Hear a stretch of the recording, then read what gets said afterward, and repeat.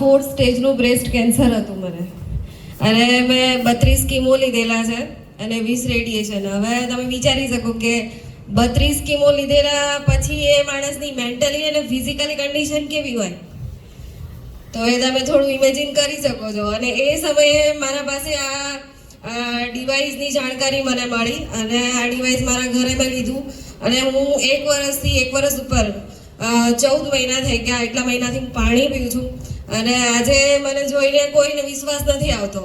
મારે ફોટો રાખવો પડે છે જોડે કે હું પોતે એક કેન્સર પેશન્ટ રહી ચૂકી છું. મારે બતાવવું પડે કે લોકો બિલીવ નહીં કરતા. આજે હું તમારી સામે છું કે 4th સ્ટેજના બ્રેસ્ટ કેન્સર પછી બી આજે મારે કોઈ જ પ્રકારની ગોળી હું નથી પીતી.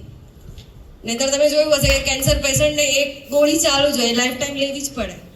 પણ હાલ મારે કોઈ જ મને મારા બોડીમાં કોઈ પ્રોબ્લેમ નથી અને હાલ હું કોઈ મેડિસિન ખાતી નથી. વાવ મેડમ.